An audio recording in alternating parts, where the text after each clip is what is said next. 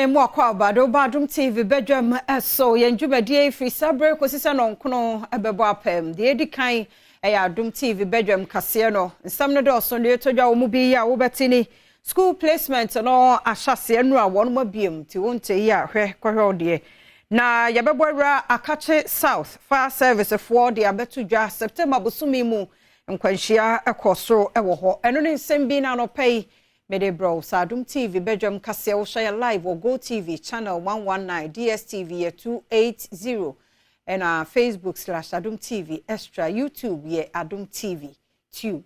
Bidin the affair amankwa tamaklo, afiani DMT said and 70 chimu etie. 2023, computerized school selection and placement system. Senior high school, one more chronic TV, one more EBMO enra. Enipa 585,797 no we move 477,772 and one more placement one candidate just one more kasa ekoko place school no de ekoso emu sam Adom TV etwaso Nankora be 598,839 and a wire kidi census and so on every free SHS for no and no more for now no obutimi place 85,797 candidates. Just when they qualify, I was a place room. But out of that, if you automatic placement, that automatic placement in a machine, and one is a penny for and as a consultant to the Robusia Jumana and Ohanes Udina Basampa for school week. It be out for Prempe College for Pomero Senior High, and I say be a half of my senior high, not a do coho. And Tiano Safono and a year 81.56%. 81.56%. I say 477,772. Nankorabe 108,025, representing 18.4% there. Or mono that automatic placement opportunity. Na the entire man koba sa no ebo ha na course a peso kokoye school bi no sa course no ayema nti wo schools no choose ni nyina no so na grade no so no enkonkan e obi won so a wo he baabi a wote ene baabi a ne for distance ne baabi a school no na hu se da bi ye boa makra na nkasa ni self placement da eno beboa no na etimi ama baabi a wo no nti no sa ya ne pese be temper o se makra na nkasa da discretion no so peso ko school we and also ko school we nti no so no represent 18.44%.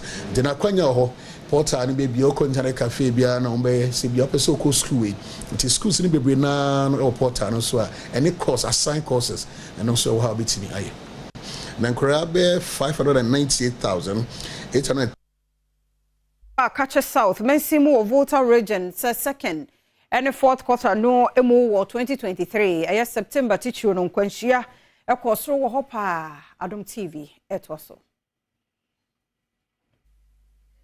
We've recorded several cases within the Akache South municipality from the first, second, third to middle of fourth quarter.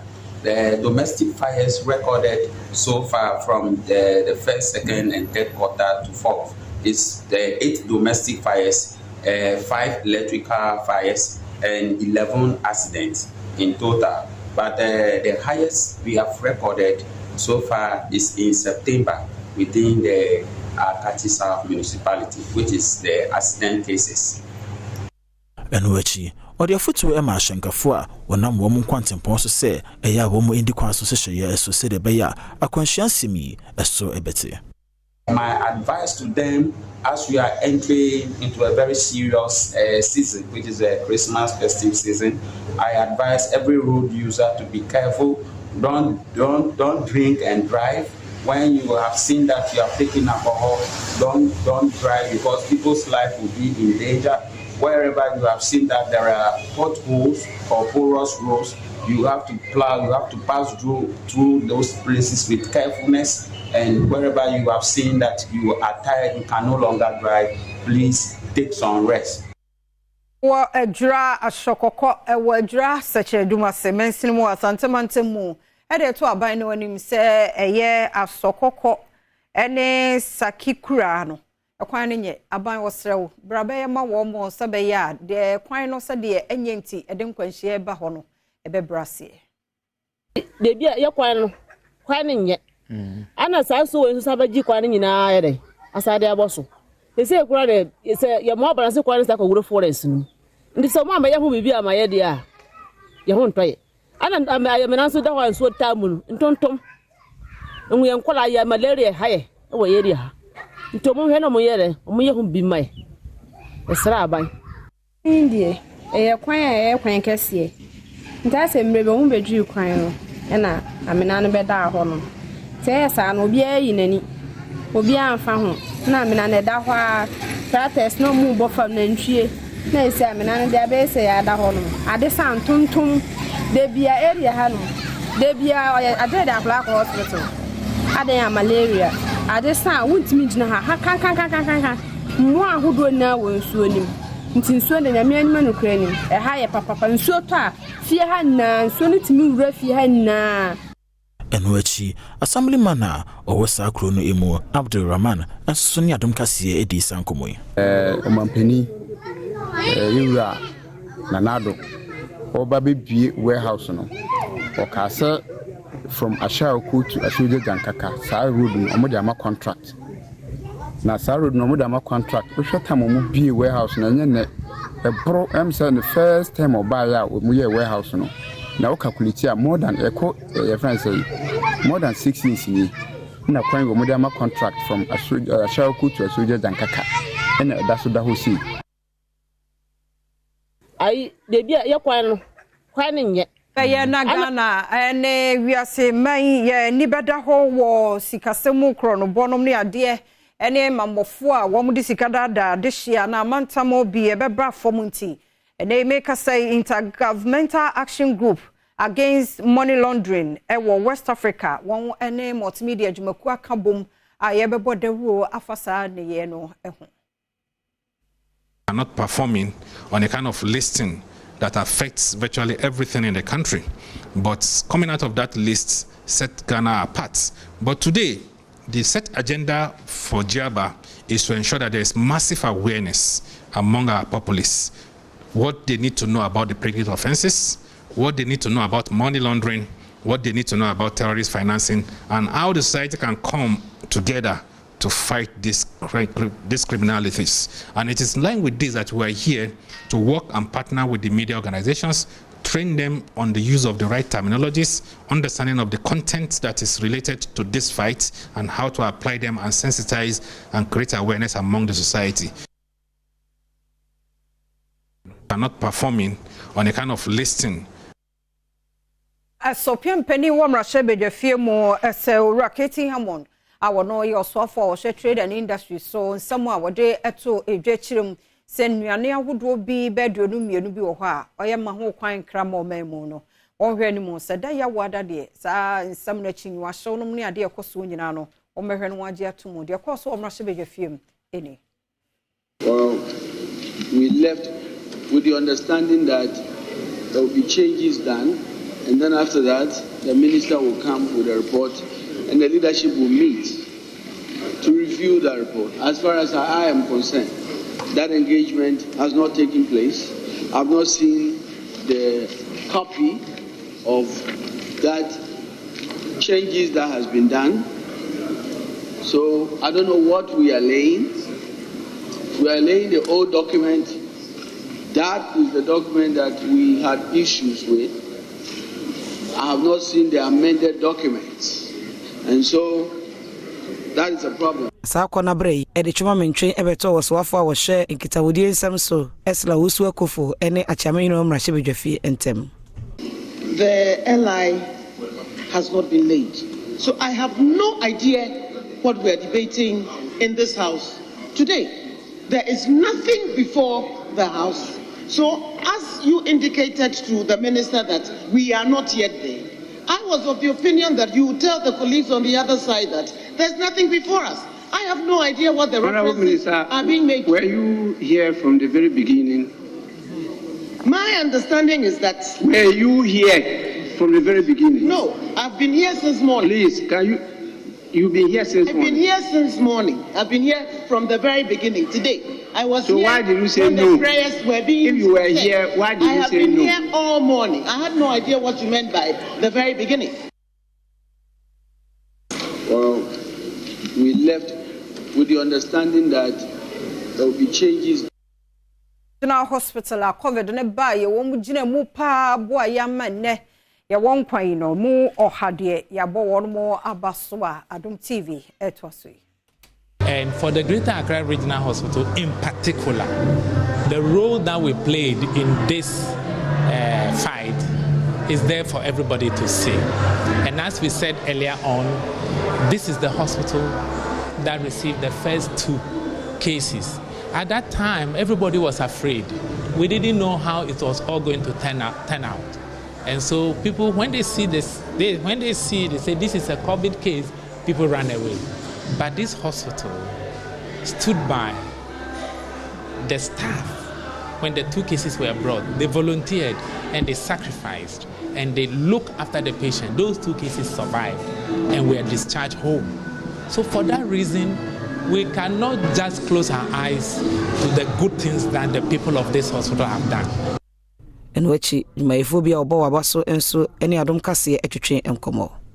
So at the stance, you're showing us a boy any Yama be here to say PPs in Yaman. A bebo say Sanyaman be continuous a beba. Na infection prevention control measures na ye book muti room. A man for bet to also say obey sa. So that in case a bibi near crackana bar, sa prevention measures near that. And say Yapina a bebo who won who sa. Nya 2 year won say ebeboa no say obe share en munyam ebe de ebe yan kran share ma foforo say bi obi wo ha wan kan hu bi esan be bia no wo na ehu an na ehye nim na hu sab abasbody ya o chine bi na ebe hye ne kran say o tise bibi sai koso on twe ne ho ne mo do hu be hye bia aboa ye na adan bubuo ana say dan ye si dan na adwiraguo ana obi suto obi na adwiraguo no na ade beba efomunti. And a Consumer Protection Agency, the Ghana Standard Authority, and him say, what's a 1 year, she should move part the far Adensi Wundiama, the teacher cement and iron rods. Adom TV, it was so. Nanny may be Koso. A day bugu cashier power Ghana, and you may mean into the Madani book. Cement, any iron rods. And the cement, you who say, at the Atetieba, now Standard Authority for a pioneer or more fast so. Emma cement eya pepepe na so mo ya adenti na wo se yesu mo kwan de toso mienu eya iron rods ye kra no hwehwe mu kire se ena bone fo wo krom hanamo omo kraba eni omo ye mo tumi omo ye bi wa kra no wo be kodwa so no de your friend say 15 mm no after de 12 mm and na ye 15 mm eni se wo de say aka kire wo se e dan na wo sie no wo hia 15 mm. Now, corners your mouth 12 mm. Now they're winning. Now, go see Dano. Now, Danny Durigua. No Kumnipa. Why are wine for from so? And it's a standard authority for 80 million now. I could draw. Yes, Anya Mana. Young Consumer Protection Agency for. Yet our Mechi, almost said the Nemraso say, complaints with you. Say iron rods, especially. Millimeters, you know, will be to me 10. No, the amount say 12. 12, no, the amount say 15. But you were 10 wo, you were 12 wo, and you were 15 wo. And this animal conform yes, Adiano. A be a manufacturers, a be a importers, or mon cautious shemu, no mu or ma, warmo, edibu apayo, a ton, 10 millimeters. Ama as 12, and now 12 as 15, or more and no be. Foundation for West Africa, ne one stakeholders a share. Ya wo mo dwendwen eye enipa ye tietia won fa hodie so e wo online teacher ene ma kwan ya wo befa so na sa ne ye no abafo amasa de ne twem na me ka say me ye research no especially say when we are having some political discourse in kasa efa especially politics ho mba ne mfa omo ho nhye bebre esan say omo show say ebia edidi atem bi beba o omo ni mbegu ase nanso ye kasa say yamfa ye hu anhye mu a hwan ne mfa ne ho nhye ye mom ne betumi de ye ho ahye mu ne ya makasa ne kasa den abem ama temperature na heated argument ebebani na ebebrase. And which Data Protection Agency ebo manfo kokose adibfa ho no wawe japade ne senti ni se wode to abonten na uko social media so ene wo phone so password that so no wasa brano no wosesa ne sebe ya obi ntimi mo nwura wo phone mo enkodi ubone. Once you have you're on social media and you have a password, I advise that you change it frequently. Some people may have it for about 5 years, 2 years, at least like every month or in every 2 months, you should be able to change your password. And there's a way you're supposed to change your password. At least have a letter in the capital letters. You should have some symbols in there to make your password strong so that people cannot be able to figure out your password and be able to access. Nene wasa bo ni chimu poso obesa prebiem 2024 abatwa ebeto animo. Na yebie nomination no 20th December. My picket forms and minim say constituency no ebe mama kwenya amama timi ato adwumadie na media no so san say ya chef foundation bi ase e wo constituency no as it me this foundation no e ko wieye e fa light ho e fa ya kwan ya yi e fa hospitals and as a chip compounds ayeye e fa police stations ne nkwala ye for mo adwuma no sa foundation no en say yitimi man ye de edwirigu as me timi twaso and which na na mahemfo ne omanfo bi a one wo mu edinhie mu ene adom kase atwetwe enkomo editu dwase wodamra hye bedwani ya sepa sanse wo ba ye watimi de mpontu nyuma wodo aba won kro no emu aye papa ne di kan aye hu no anaya sma no parliament ya di kan asme bi no awe mpesi aso anso ya hu bi omo ye na papa we ba ye se nyema wa ye no ye kum ha ya se kum ha na nya hanfo me de me kwade akonto aso sa kopem se wiase kura beso konto aso sa kopem se wiase beso na to senso be yam pide obone homodin ewo nyema bibre ho na o share education sector kura oma ebimu anya teaching no akwanya no akotrade na police service ne other security service ni nyina Ona Adom TV Badwam kase no aha na bema kwan na no pay me de asie me da sepa emre ne adaje a wode ehwe kase no de adru so no nso ahohia sawutie de bonkrata ne online stories no mi twa me ho be se ma mienu ni aba